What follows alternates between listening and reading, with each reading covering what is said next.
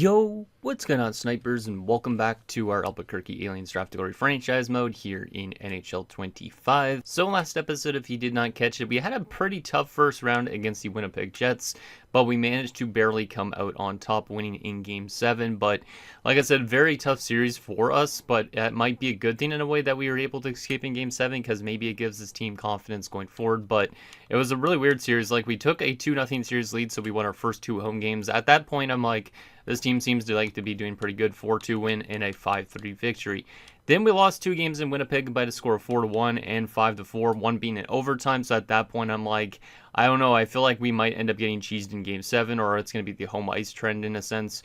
Well, ends up going to Game 5. We end up getting shut out 3-0, and we're down 3-2 in the series. At that point, I'm not really too sure if this team's going to end up winning another game this series after winning the first 2. Well, we managed to respond with a 5-1 victory, which is pretty huge for a Game 6 on the road as well.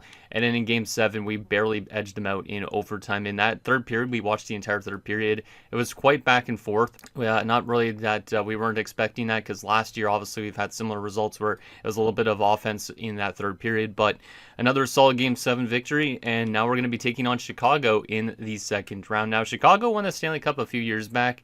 They aren't necessarily the strongest team in the world, but they do still have like Connor Bedard and all that. Bedard has dropped off a cliff, though, because he's getting a little bit older in age. And they do have some other good pieces. If I go to a few lines here, I'll show you guys what they're looking like right now. The one player, obviously, that we got to contain for the most part, I would say, is probably Gerbeshkov, but they have brought in some decent pieces like Shane Lorentz over the last few years, apparently. Like, they have very good center depth. Like, Connor Bedard's a third-line center. He isn't producing as well as he used to, but if this production is from him just playing third line and power play time, he's still a major threat on that third line, so we got to be careful about that. And then, like I said, they have some pretty solid depth down the middle. Like, they have an 83 as a fourth-line center with another guy that has the same last name, which is kind of interesting. So, a decent team down the middle. On the depth on the wings, not as strong, but Gerbeshkov, obviously, we know that this guy is a very, very solid player. Over 1,600 points in his career at this point in time, so hopefully we could shut him down. He's probably one of their main causes of offense this playoff so far.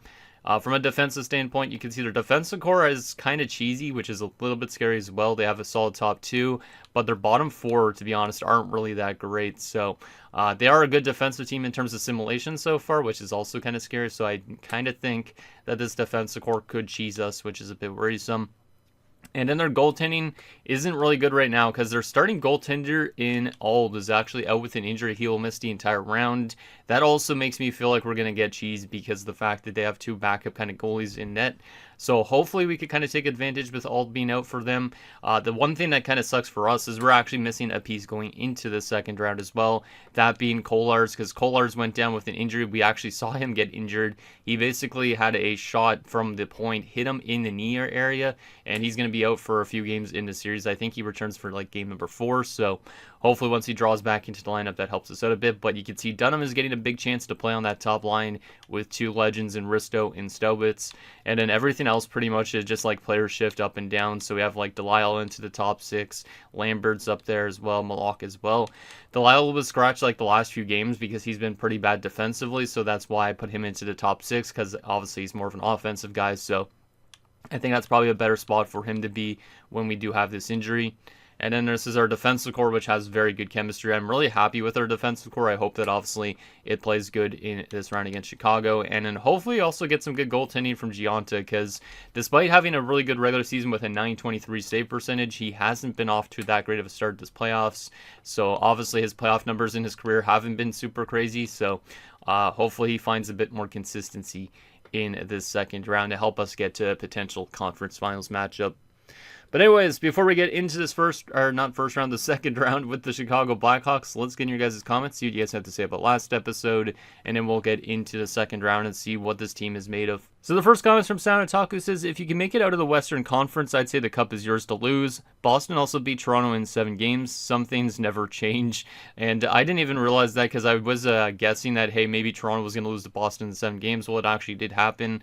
And these are the final 4 matchups, as you can see. There's Tampa and Boston, Carolina and the Islanders. There's us in Chicago, and Seattle and Edmonton. But he thinks that if we can make it out of the Western Conference, the cup is ours to lose. So Basically, he thinks Boston, Tampa, Carolina, and the Islanders are teams that we could beat if we do get to the finals. So hopefully we do get to the finals and face one of those teams.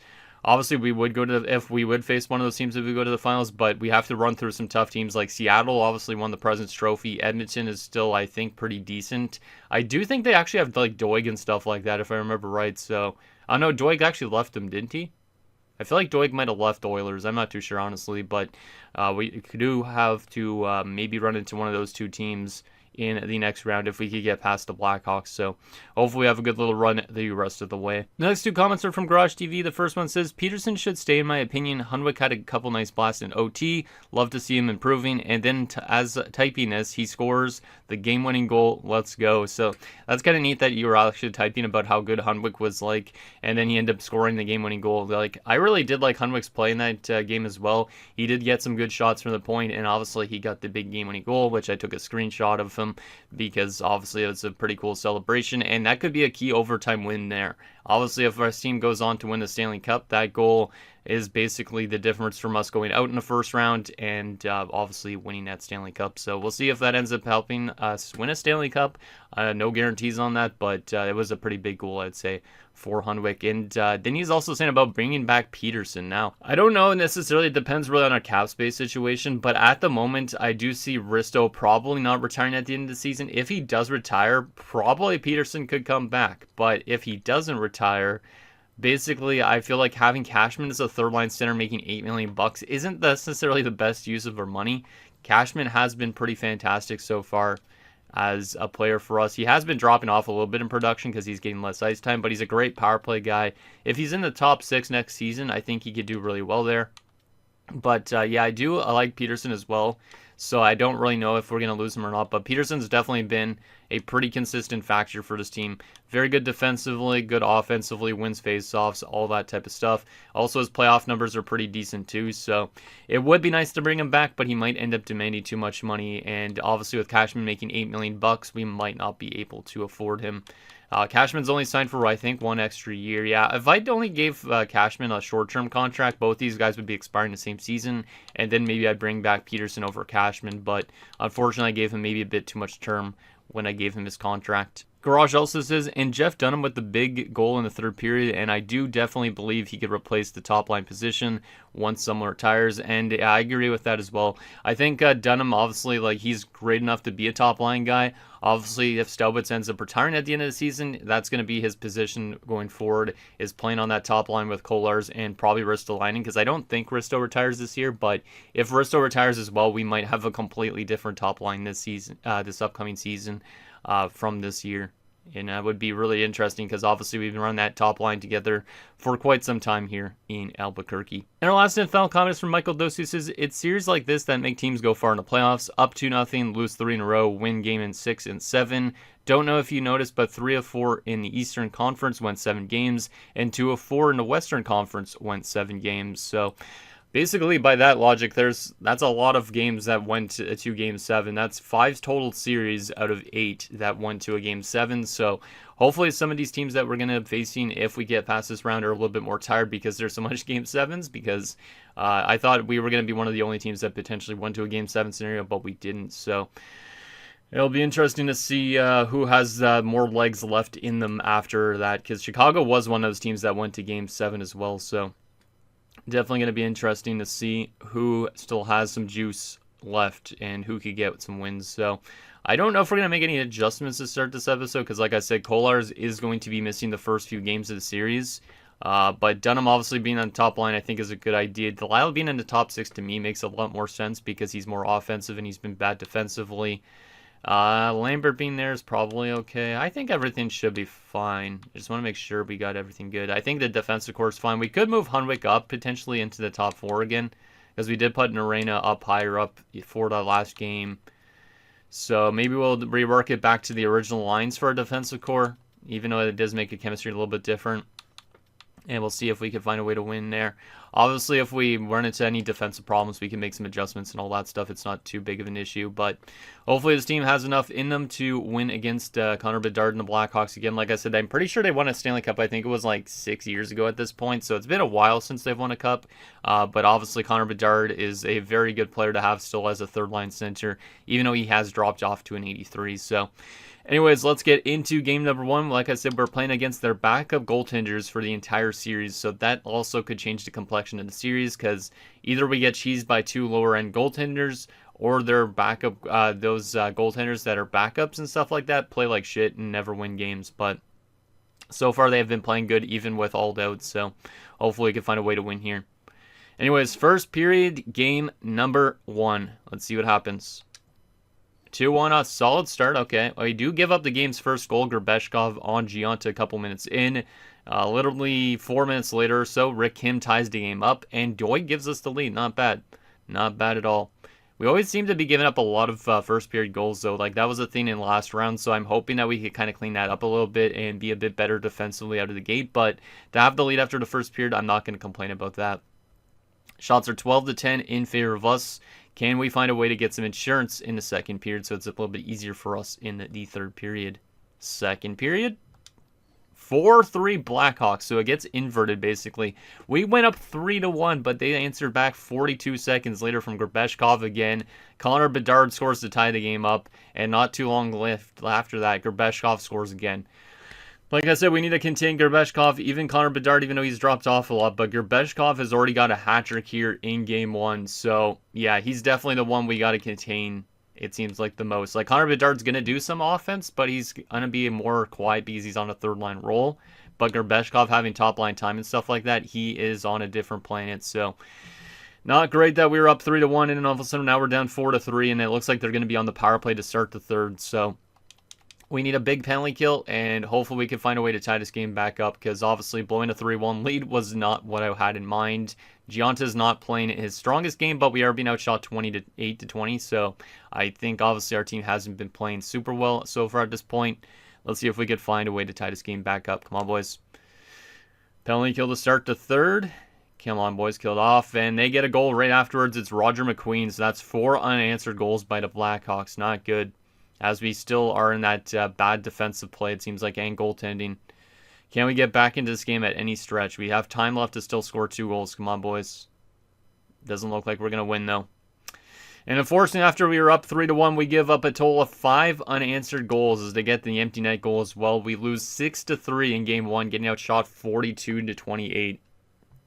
I mean, the offense was good in that game for the beginning stages, but then it fell off and the Blackhawks just continued to score. So that's not good. We might have to make some adjustments already out of the gate. So Kim from Tulipov and Hutton, and Doig from Cashman and Tulipov, and Delisle from Peterson and Kim. And then you can see all their goals afterwards. Yeah, Gerbeshkov's definitely the best player that we need to contain on that team, as he had a hat trick against us. Like, some of their defenders had multiple assists as well. But yeah, Gerbeshkov, definitely the guy to contain. How bad was the plus-minus on this team? That fourth line of Malak, Patrick got destroyed. Some of the top guys like Risto and Stowitz got destroyed. That's not good. Malkin played apparently a tiny little bit. Doesn't say he played any time, but I guess he played a little bit and made 1 save. I mean, there is a chance that if Gianta plays 2 bad games in a row, I will put Malkin back in, but yeah, I'm not too sure exactly if he's going to have 2 bad games in a row or what. So Gerbeshkov, first star for them. Brick him somehow got second star in that loss, and Schlemko, the 3rd star for them as well.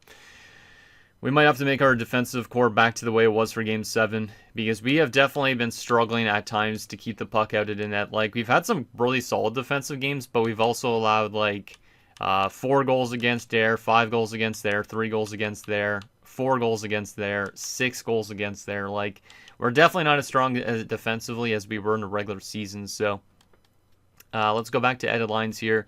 We're going to keep the goaltending the same, but like I said, if Gianta has 2 bad games in a row, I honestly might give Malkin a chance again. Aside from that, don't know what else I want to do. Let's go back to our defensive core the way it was for Game 7 of last round. Try and balance it out a little bit. Yeah, Gianna's rocking literally an 898, so it's not like he's been any good.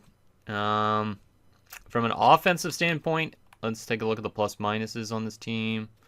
Maybe I'll take Patrick back out because he's a bit too aggressive. We'll get Comrie back in. I guess we'll get Comrie back in. Might as well. Yeah, I think the rest of that should be fine. I might move Malak up and Lambert down because Lambert has been better defensively in the past. Let's just do a small little adjustment like that. I honestly don't know what I want to do with this forward core. We don't have good chemistry really on the forward group because it seems like our chemistry is just not great there.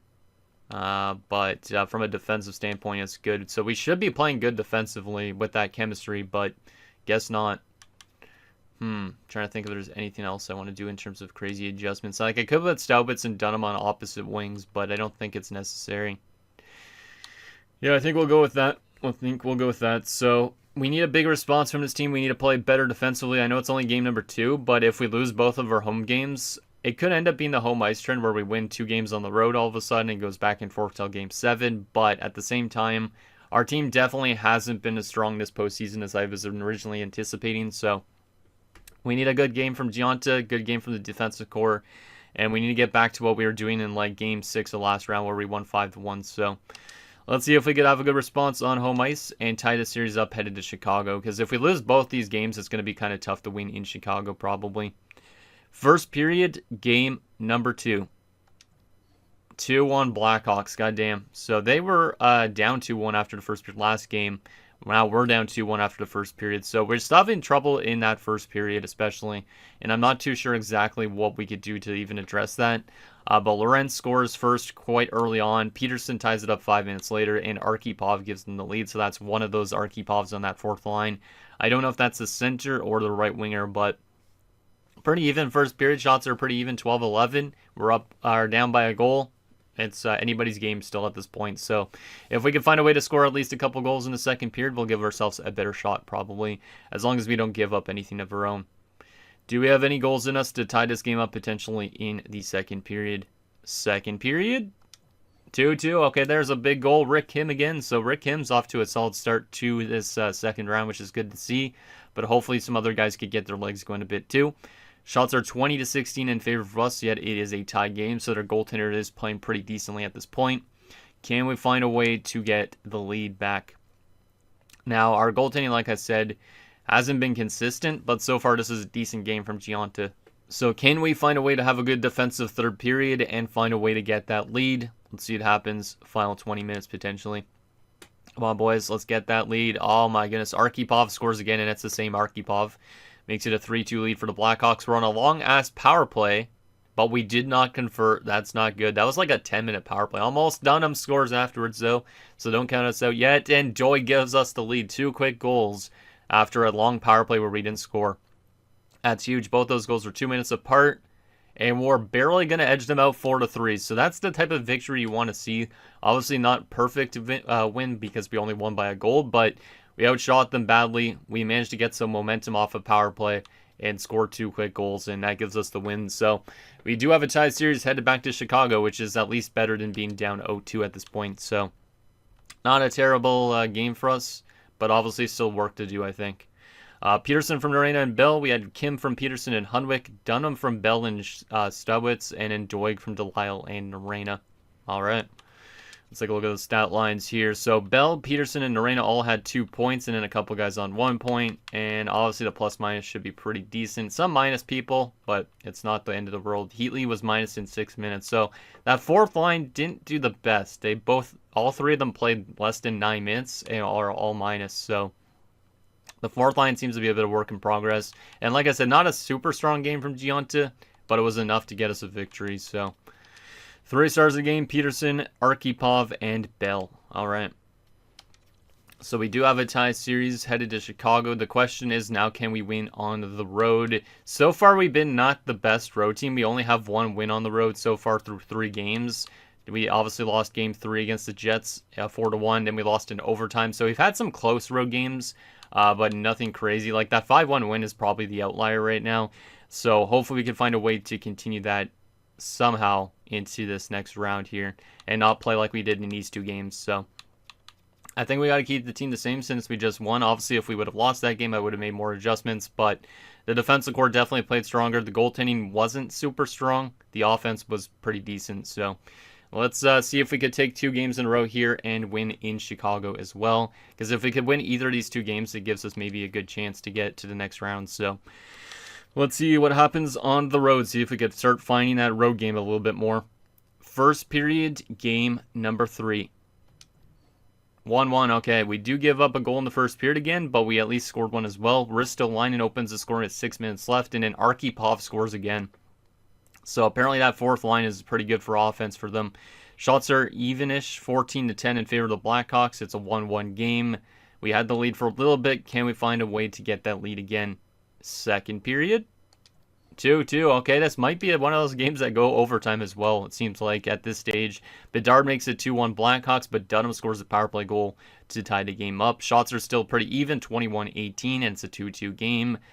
Who wants to be the one to get multiple goals in a row? Because right now it seems like when one team scores, the other team scores a couple minutes later. Like, there doesn't seem like a lot of room for grabbing that lead and holding on to it for a long time at this point. So who wants to be the hero for us in this third period? Let's see what happens. Third period underway as we get a power play immediately to start the third, but we did not score on it. Penalty kill, you got to kill this off, boys. Nicely done. All right. Yeah, this is pretty even game so far, this one. Might be the most even game of the series at this point in time. Final few minutes of this third period. Are we going to overtime in game 3? And the answer is yes. I kind of expected that after the first 2 periods. Shots are even closer than they've been in the past. 32-31. It's a 2-2 game. It's anybody's game at this point. Honestly, don't know who would win it because both teams have had around the same amount of shots every single period. The goals have been the same pretty much every single period. So who wants to be that hero for us? I always like to call it Stobitz, but I don't really want to put always too much pressure on him because he's obviously done a lot for us in the past. Who do I want to think is going to have the OT winner? Some random name on our team. Who will get some ice time? I'm going to say it's probably going to be somebody on the third line. If we do get a winner, it's going to be like Cashman or Delisle or some random name like that. So can we find a way to get that win on the road in overtime, or are we going to be down 2-1 going into game 4? Let's see what happens. Come on, boys. Get that OT winner. Get that OT winner. I don't care who it is on a roster, just somebody on it. Get it done. And the Blackhawks find a way to win in overtime, and it's defenseman Hannon. God damn. Final shots were even as well at the end of that game, so that was one that we definitely could have won, but unfortunately we were the one to buckle first as we lose 3-2 on the road. So that's our second overtime loss of these playoffs on the road, so that's not a great loss to have because now we need to technically win next game or else we go down 3-1. So Risto from Dunham and Stowitz, and then we had Dunham from Cashman.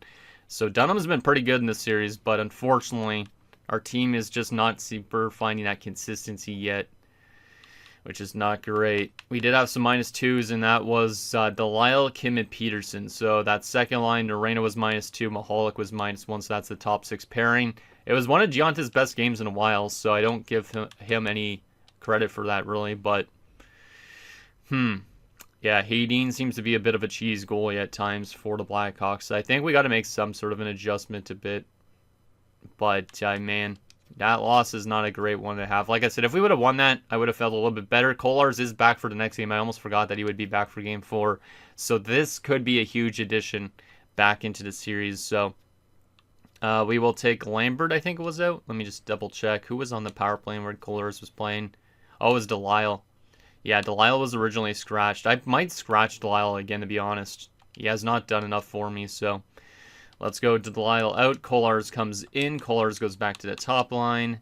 And we'll swap these two guys again. Yeah, I think that's what I'll go with. So, yeah, Kolars returning could be potentially huge. He has been good for us. He's over a point per game right now. 8 points in 7 games. So this could be the boost that we need for the rest of the series. I don't know if there's any other adjustments I'd make other than just taking Delisle back out again. But we're down 2-1. Oh, man, our goaltending has been so bad. And then Hayden, like I said, the guy that literally is a backup goaltender, just replacing Alda because Alda's injured currently, has a 9-16 through 8 games. Like, I don't understand why low-end goalies always simulate better than high-end goalies in the playoffs, but it is what it is. I think that's the only adjustment we're going to make is just getting Kolars back in. I don't think there's anything else I want to do. So Dunham could probably run that second line a little bit better. We could always try and swap Cashman and Peterson, but I think Peterson's been good for us. Cashman's been kind of been more quiet, so I think we'll run something like that. And then defensively, we are going to go back to, let's see, Tulipov on the top pairing. Narena's going to be sheltered a little bit, and I think that's going to be good. Yeah, perfect. All right, so the addition of Kolarz back into our lineup isn't going to make any difference in the complexion of the series. We're down 2-1 at the moment. Is he going to be a factor in getting us back into the series and winning us the series? Or is it going to make no difference whatsoever? Let's see what happens. This is a crucial game number 4. If we win this game, it's going to be a best of 3. If we lose this game, we got to win 3 straight games, which is not easy to do at this stage. But let's see what happens. Come on, boys. Let's tie this series up. Let's get some goals from Kolarz or something like that out of the gate. First period? Scoreless, I mean, I'll take it. But our offense definitely is kind of a little bit drying up. But at least that's a good defensive period. And not allowing a goal in the first period, too, which mostly every game of this playoff so far I think we've done. Shots are 14-9 in favor of us, so we're getting our chances. But so far, Hayden has been a pretty big difference maker for the Blackhawks, keeping them in this game. Can we find a way to get that lead in the second period? Second period? Oh my goodness, still scoreless, and the shots are now even 21-21. So the last 2 games have been very close. Last game, like I said, was even in shots. We only lost by 1 goal. This game is even in shots. Nobody has a goal so far going into the third period. So at this stage, it's anybody's game to lose. Can we find a way to get a goal in the third period and give ourselves a road win to potentially give us a better chance to win the series? Because like I said, if we lose this game, we got to win 3 straight. So this is a huge third period for this team. Our destinies are in our hands. Can we find a way to keep this series potentially going? Because if we lose this, there's a good chance we lose the series. Bedard makes it 1-0 Blackhawks early into the third. I kind of expected that for some reason. Power play for us. We do not score. Penalty kill. Got to kill this off, boys. Nicely done. We still have time on the clock to tie it up, guys. Don't get shut out here. Just say the word shutout multiple times. Zarkipov makes it 2-0. Well, looks like we are going to have to win 3 straight games against the Blackhawks, which, I mean, we have the skill level to pull that off, but the Blackhawks right now are definitely being a bit of a cheese team, as kind of I expected with that defensive core, their good defensive play, their goaltending. Like, they're going to find a way to get to the conference finals with their backups. Our starter is going to come back in, and then they're going to find a way to win the Stanley Cup. That's my guess. But shots 35-30 at the end of it, but now we find ourselves in a pretty damn deep hole. It was a good game up to the third period, and then we just could not find a way to score a goal at all. And, yeah, they end up scoring 3 goals in that third period. That sucks, man. A lot of -2s in that game again, and it's all the... Oh, Kolarz came back and was -2. That's not good. I was thinking it was going to be 1 line only, but yikes. Gionta had a good game. I would not blame him at all. He definitely tried to keep us in that game, but our team just could not find a way to score goals. So he gets second star of the game in that loss. But, yeah, he was the only one that showed up for the team, basically, in that one. So we might have to make some crazy adjustments here if we want to win 3 straight. Like I said, we do have the skill level to pull it off, but if this is how the careers of multiple legends like Staubitz, Ristolainen, Narena end, that would kind of suck. Because this is technically a round, like I said, that we should be able to beat Chicago. But it turns out that they're just a cheese team, I think. All right, let's see what we could do in terms of line adjustments. I got to keep the top line together just because this could be the last time we see Staubitz. Second line, I am going to do a swap with Peterson and Cashman, even though Peterson's been better than Cashman. We are going to swap. We're going to take Comrie out, and Patrick's going to come back in just to punch some faces and maybe give us momentum. Defensively, we are going to go to Hutton on the top pairing with Bell. And then Hunwick could play with Tulipov. Narena and Mahal could stay together. Actually, Narena maybe should go up because this could be his last game in the NHL too. I feel like he's going to retire, man. I got to get him top line time. We're going to put Hutton on the top 6 pairing instead. And then goaltending, Gionta's been better as of late, so I'm not going to put Malkin in. Delisle could come back into the lineup, but he's been so bad. I just don't know. Maybe I would swap him and Lambert. Because Lambert hasn't been much better, to be honest. He's better defensively, I guess. But let's get Delisle in, too. Just so we could have maybe the best overall roster that we have. And aside from that, I think that's what we're going to run. So Is this the last NHL game for Risto, Stelwitz, and Arena? Or are we going to find a way to keep on surviving longer and maybe get this back somehow to a Game 7 scenario? I honestly don't even know. If we even win this series in 7 games, I don't know how we're going to do in next round, because that would be crazy having 2 Game 7s back-to-back. So, can we survive? We'll probably jump into this game regardless if we're end up losing, just because I want to kind of see the big guys out there for potentially one last time. But we're on home ice for this game. Can we force a Game 6? Let's take it one game at a time, boys. And don't think about, obviously, the impending retirements potentially as well, because those obviously would be terrible to have at this stage, especially after this round. We should probably be winning the series, but we're not. We're just not playing consistent enough. Can we find a way to get the game's first goal? We have not been scoring a ton as of late, which is not a great sign either. Come on, boys. We have not scored in quite a while. We got shut out last game, and we are not going to score a goal in the first period. Shots are dead even again. These last 3 games have been close, so at least the team has been kind of close to being in a better spot than they are. But I still don't like that we've lost this many games in a row despite having such close games. Like, if we did not lose in overtime and we won that one, we'd be tied in 2 at least. But since we lost that one just barely, and in last game we got shut out, it's not looking too good at this stage. So, even shots, no goals so far. Can we find a way to score a goal finally? Because we have not scored in so long. There it is. Hutton scores early into the second, so that's a good way to start off the second period. But they get a goal from Komachi right back. Power play for us. We do get a power play goal of our own. Dunham. All right, so this is a bit more of an offensive second period here. And then they tie it up again, Hannon. I don't like that they always have an answer for our goals, though, because that's not a good sign. Peterson gives us back the lead again. They literally have an answer less than a minute later. We go back up 4-3. What is this second period right now? It's been so back and forth that I am convinced that this team is going to find a way to blow it. But we were up 1-0 early on. They answered. Then we were up 2-1. They answered. We were up 3-2. They answered. And then we took the lead 4-3. So right now, Risto has a big goal for us going into the third. Shots are 27-20 in favor of us, but we are up only by a goal. We need the best version of Gianta in this third period, and we need to find a way out to edge out this game and force a Game 6 back in Chicago. Can we do it? Can we do it? Come on, boys. Can we do it? I believe in us. We have the skill level to do it. We just got to find a way to kill this off 20 minutes. And oh my goodness, they tied it up again. That's not a good sign when they tie it up multiple times consecutively. Final few minutes, still tied at 4.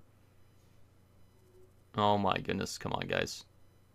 Oh, Cashman just scored. Actually, I don't even need to intervene. I was literally going to just intervene because I thought the Blackhawks scored, but we literally just took the lead. I'm not going to intervene right now. But Cashman had literally just scored, and is that the difference? Let's just go 2 times. 16 seconds left. 8 seconds. Bang. There it is. So Cashman with 53 seconds left gives us the win. Okay, I was kind of scared because, like I said, I wanted to intervene maybe there. I was going to intervene regardless because it could have went to overtime and all that. But we barely escape with a huge late goal from Cashman. So the careers of our guys are going to extend a little bit longer. It was a game that we had the lead so many times and we blew it multiple times. But that last goal was enough to get it to another game. So Game 6 coming up in Chicago. Hopefully we can find a way to get it to a Game 7 now, because maybe that's the type of win that we need to kind of give us a little bit of a fire under our ass and get us to a Game 7. So Hutton from Peterson and Kim. We had Dunham from Cashman, Delisle, Peterson from Doig Tulipov, Risto from Kohlers and Stelwitz, and Cashman in the final minute from Norena. Let's freaking go. Like I said, not a perfect effort, but we do edge it out. So a lot of guys with points in that game too. So everybody kind of came to play in that one from an offensive standpoint. We literally only had a total of 6 guys with no points in that game. And then from a goaltending perspective, Gianta definitely still not super strong right now, which makes me think we should put Malkin in at some point, but I don't know about that. Cashman first start, Peterson second start, and Bedard the third star. So moving Cashman and Peterson around maybe actually did help our team, even though, like I said, Peterson's been better than Cashman, but Cashman came up with a huge goal there. So the question now is, can we win on the road? So far, like I said, we've been a pretty damn bad road team so far in the playoffs. We're like 1-4 on the road. Our only win coming in Game 6 last round on the road. So maybe we can win another Game 6 here. But so far, It has been not that good of a road effort. Like 4-1 loss there, 5-4 OT loss, 3-2 OT loss, 3-0 loss. So we have just not found our ways to win on the road so far other than this 5-1 victory. And we head into another Game 6 situation, so maybe this could be our second Game 6 victory on the road of these playoffs if we could find a way to win this one and force a Game 7. I think I'm going to keep the team the same. It was an okay last game, obviously, from an offensive standpoint, not so much defensively. But can we force a Game 7? If we could force a Game 7 back on home ice, the balls would be against the wall for Chicago, so they do have pressure on them right now, at least for this game, to at least find a way to win on home ice for them. But we at least can maybe relish that pressure that they have and find a way to win this one. But it's going to be tough because it's on the road. So real-time simulation again, looking to force a Game 7 back on home ice. Can we find a way to come back from a 3-1 deficit and force Game 7? Come on, guys. Let that last game's big late game-winning goal help propel you into Game 7 potentially too. Power play for us again. We do not score on it. Power play again for us. You got to score, man. Oh my goodness. They scored first despite all of our power plays. That's not great. And they scored again. Okay, maybe we're going to lose this in 6 games now. Lorentz with 2 goals in the first period for the Blackhawks. And after a lot of power play opportunities for us in that first period, we somehow got outshot and outscored too, which is not a good sign. Gionta has been pretty damn bad in this playoff run so far. I mean, it's kind of be expected when he's won the Vezina Trophy this season potentially again. So, but yeah, this is not a good spot to be in after the first period. We need to find that offense in the second period. Like I said, we had offense last game, but we have been a little bit trending downwards in terms of our goal scoring. So let's see what happens in the second period. If we get at least 1 goal back in the second period, we'll have a chance. But obviously, if we give them more goals against our goals, we're going to be in a problem. So second period underway. Can we find a way to get back into this at all? Can we get back into this? Power play for us again. We've had so many power plays, but we cannot score on any of them. God damn, that's not good. Our power play is failing us at the worst time possible. Final few minutes of the second period, we get a goal from Norena. That's a pretty big one at this point in time. And we are going to be trailing by only a goal going into the third period. That might be one of Norena's last NHL goals. You don't even know. Shots 25-23 in favor of us. It's only a 1-goal game, so we are still in this. We just need to find a way to get a second goal and a third goal in this third period. Don't give them anything. Play good defensively, get good goaltending, and hopefully we can find a way to edge them out somehow in this one. But let's see what happens in the third period. Like I said, we might end up intervening regardless just because it could be the last game of some guys' careers, but I feel like I almost want to watch the entire third period, but I don't think so because or else this episode might be too long, so let's see what happens. Third period. Can we tie this game up? Can we tie this up? Power play for us. We do not score there. We've had so many power plays this game, but we just can't convert on them. Okay, I'm going to intervene. I know it's 8 minutes left, and this is a game that we might not get eliminated in, but I want to get a good amount of gameplay so that way I could get maybe screenshots of our legends before they decide to call it quits. Like I said, there is a chance that we could still force a Game 7 too, so we'll jump into this and watch this. Let me make sure that the sound is off, which I think it is. Got to just make sure because don't want no copyright strikes. Yeah, that's good. Okay. But we might as well jump in already at this stage and see if our team can tie it up. We've seen a lot of goals when we jump in too, so maybe we could change the complexion of what the game's kind of scripting out. So can Staubitz get this team rallied? We just need 1 goal to tie it up still. So just don't give them anything. And maybe we could somehow get this to overtime, find a way to win, and get into a Game 7. And then we'll be back on home ice again. So come on, boys. Let's get her done. There's still time on the clock. Tulipov throws it to Doig. Doig carries it in, gets poke-checked by Prust. He poke-checks it back. Prust throws it up to Gerbeshkov. That's who we got to watch out for. Gerbeshkov walking in with the puck. He throws it across. Doesn't get to who he was intending to, but still got across. McLaren walks in, just put that wide. Yikes. That was dangerous. Peterson, got to get out. Turns it over. Gerbeshkov walks in. I was going to say Norena because Norena, I'm just thinking of Norena that used to play in the NHL as a goalie, but Gionta with a huge-ass save there to keep this game close. Remember that save if we somehow find a way to win this. But Lorentz up to 15 points for the Blackhawks. So, yeah, he's been setting up Gerbeshkov quite a bit, I guess, in the series as well. We lose the faceoff. Johnson over there. And we take the puck away. Here is Norena. Kai Norena carries it up. Narena, the offensive defenseman, walks in with it, finds it to wrist, over to Bell, a shot, and it's blocked off a body. Hannon with it for Chicago. Still 6 minutes left, so we are still in this game.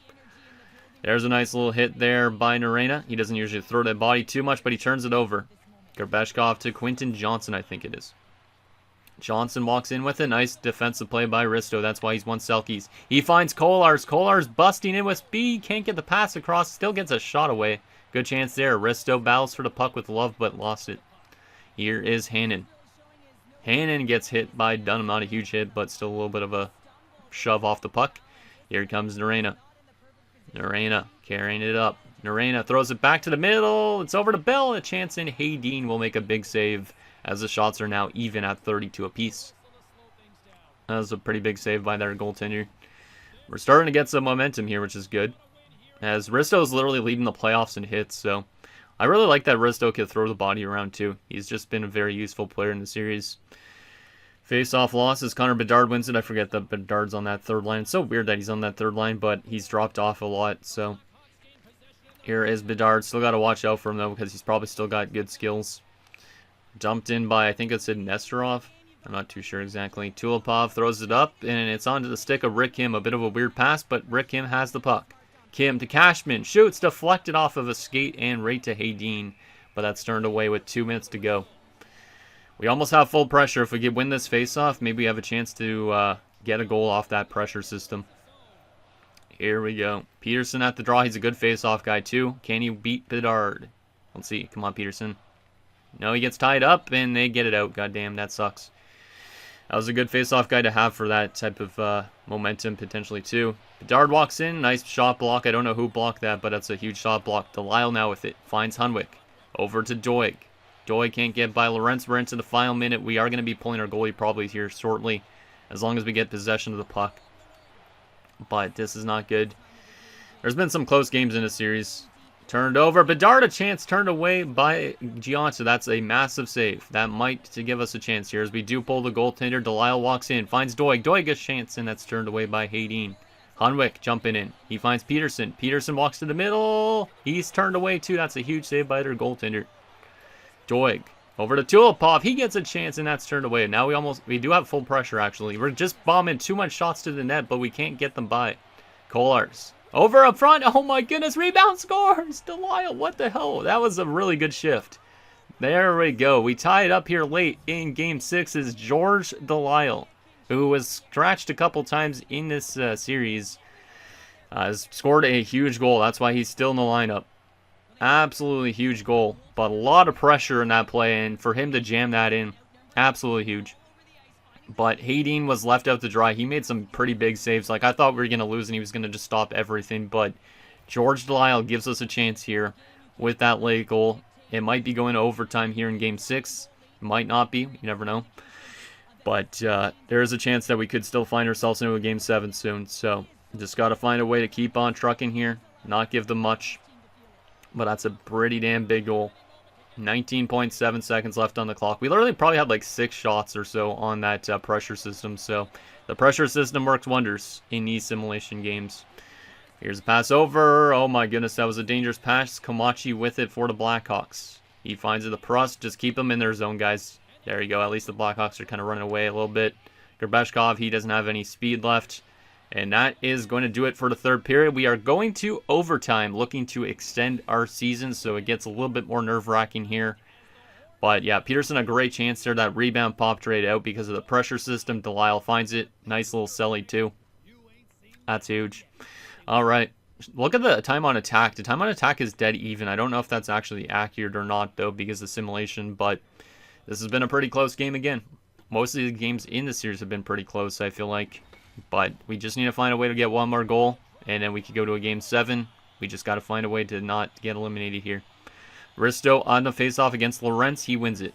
Narena throws it to Kolars. Nitej Kolars can't get by. Komachi gets completely decked by Risto. Bell walks in, gets a weak shot to the net, but doesn't even hit the net. But yeah, Risto definitely throws the body quite a bit. That was a nice hit for a skilled guy. Lawrence walking in with it now. Throws it to Gerbeshkov. Now want him with the puck here. Get it away. Hannon a chance, and that's turned away. Get away, guys. Get it out of the zone. Quentin Johnson to Lorentz. That's off the crossbar. Oh, my goodness. That close to being eliminated, but no. Kolar's with it. Finds it to Staubitz. Staubitz can't get by. Nice pinch by Norena. Staubitz with it out front. Can't find Kolar's. Kolar's throws a hit. Trying to get the puck, but can't. Got to get away, guys. They hit the crossbar. They definitely have the chances here so far. Bell. Over to Kolar's. Kolar's carries it up. He will carry the puck a little bit longer. Makes a move. Kolar's gets in. Turned away there by Hayden. Nice little solo effort by Kolar's, but turned away. Love throws it to McQueen. Nice poke check by Hunwick. Hunwick finds Staubitz. Over to Cashman. Cashman had a big goal last game. Throws it across. Doesn't get to the intended recipient as Love picked it off. Love carries it in for them. Cashman following him right from behind. Love goes end to end, but doesn't even get the shot off. Or he did get the shot off, but it was blocked. Dunham lost the puck. Lorentz the defenseman. They have literally 2 Lorentzes and 2 Archipovs, so it's kind of confusing. Schlemko over to Love. Love is poked. Cashman gets it.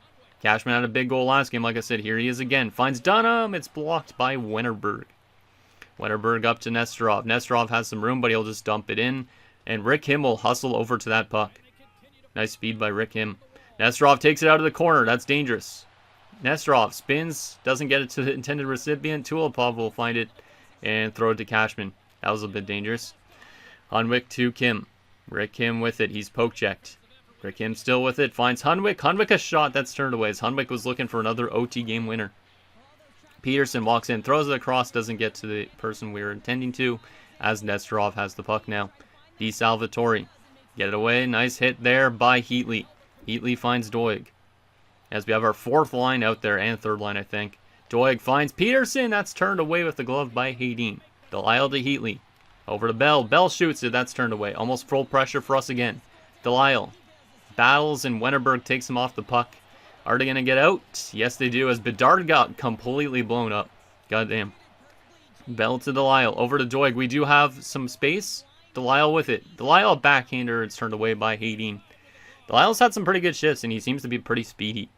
Like, he's a little bit of a smaller dude, too, so some good chances for Delisle after scoring that game-winning goal. Or not game-winning goal, game-tying goal, goddamn.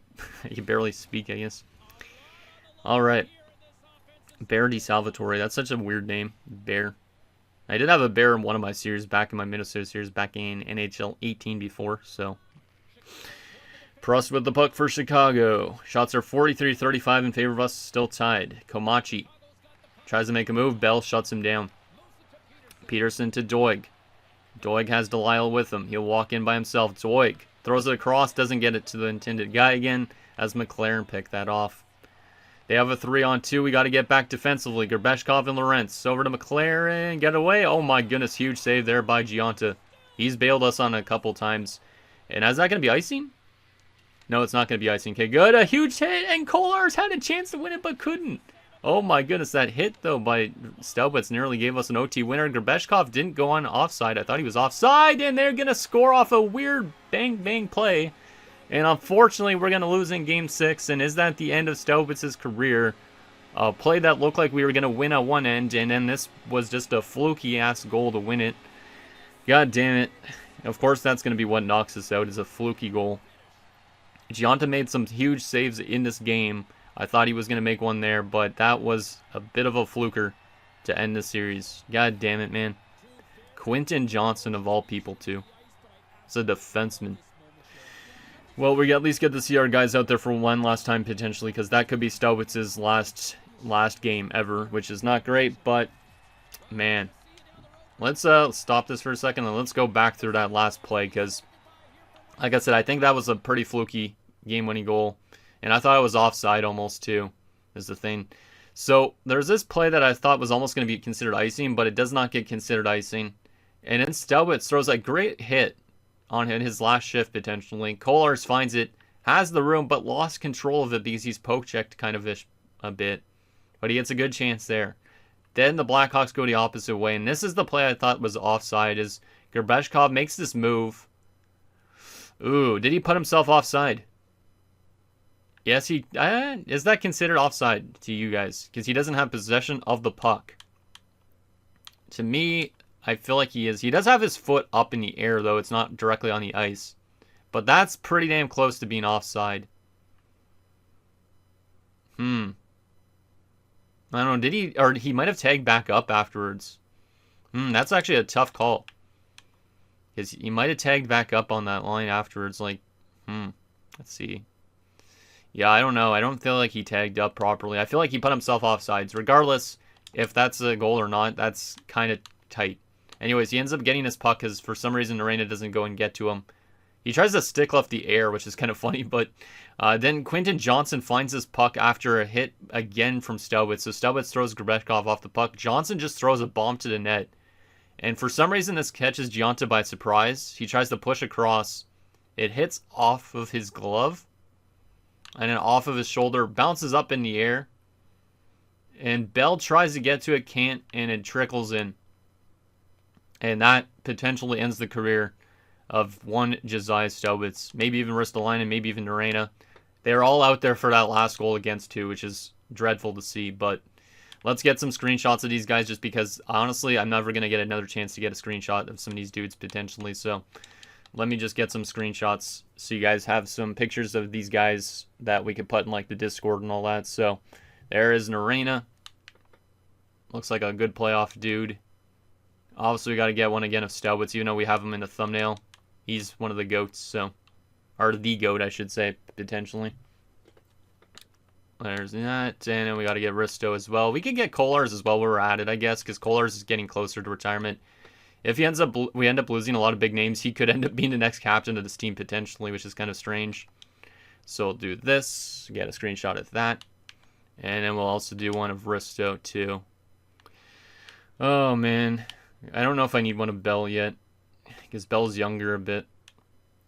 This sucks, man. Why did we lose that game? I thought we were going to find a way to win it and get it to a Game 7, but fluky goal that might have been controversially offside ends up ending maybe some careers here, so let's go back to that. Boom, and that is good. Damn. Yeah, it shot them 44-37 too. They did hit the crossbar quite early in overtime, so that made me think they were going to win, but damn. A late tying goal and then unfortunately losing it. But is that the last game of Narena's career? He had a goal in that game. He played 35 minutes.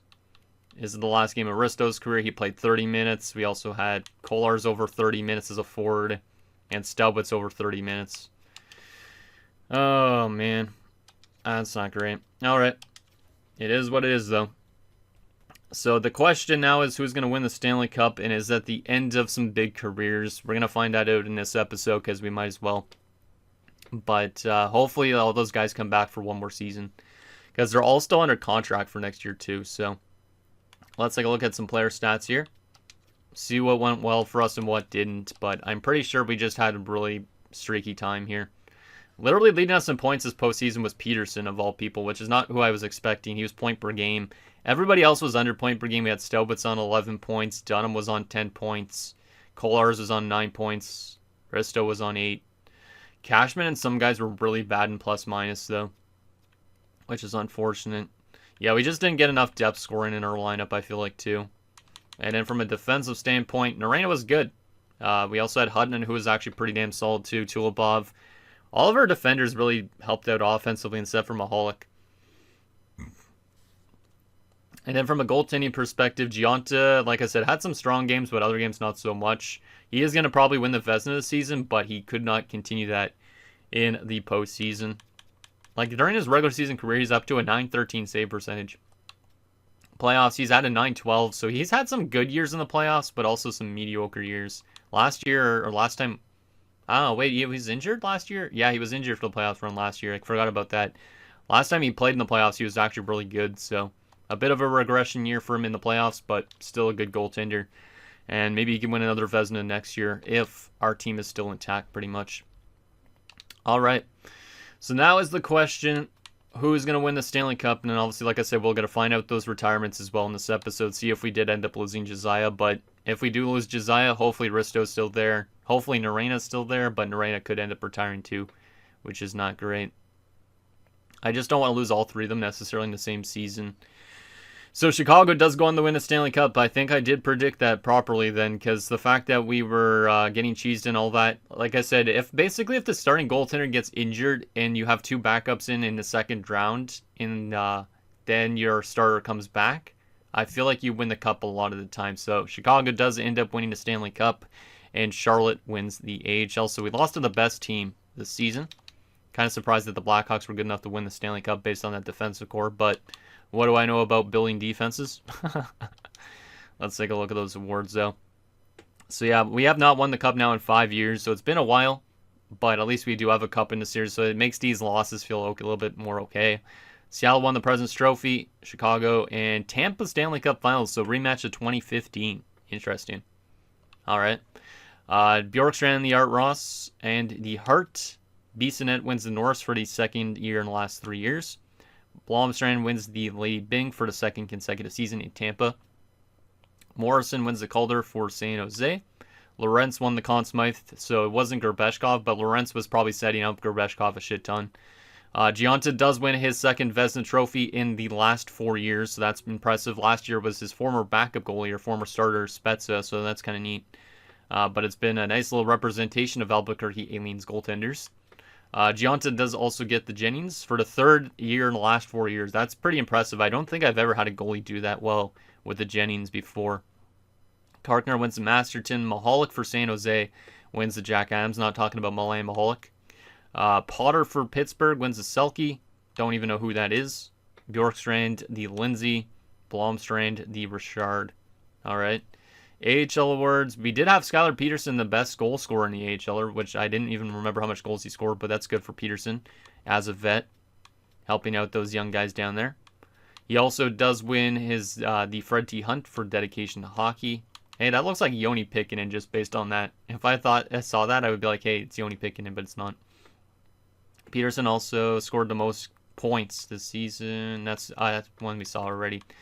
All right, so a good year for Peterson in the AHL, which is nice to see. But let's go take a look at Gionta's trophy cabinet now, because like I said, Gionta's been probably one of my strongest goalies I've had in quite some time in terms of like regular season success and all that.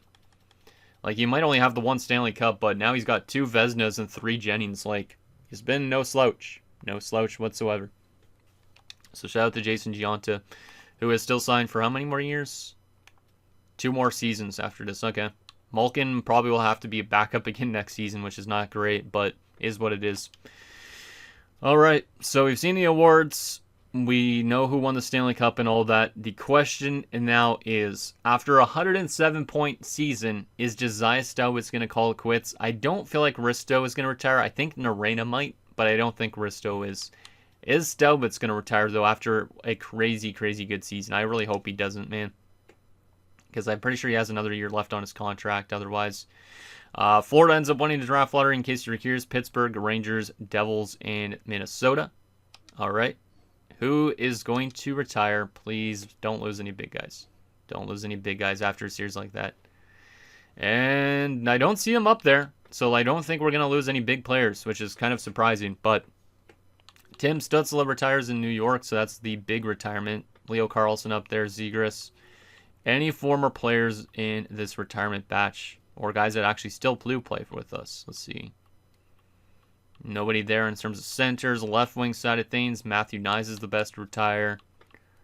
Yeah, I don't think we lost anybody crazy. We did lose actually an AHLer, an AHL ringer, an Ilya Bure. So Bure at the age of 33 is going to hang him up. 34 points in 75 games. I didn't expect him to really retire, but didn't really get a chance much at the NHL level over the last few years, but played in the AHL for a very, very long time. So shout out to Ilya Bure.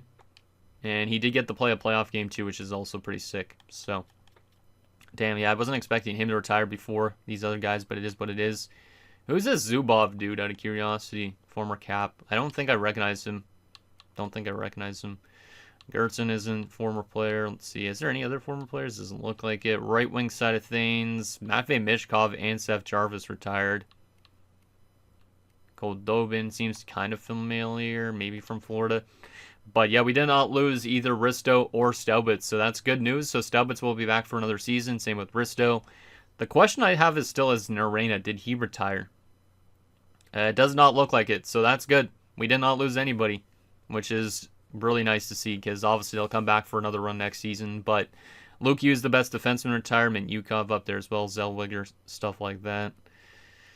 Any former defenseman I recognize who's Radovojevic, Nashville. Oh, Gardner, actually, I think. No, that's a different Gardner. I'm thinking of a different Gardner. I feel like we had a Gardner at one point, right? Maybe not. Maybe I'm just getting my players confused. And goaltenders, no former goalie, I think, either. Mark Corbo, who are you? Detroit, okay.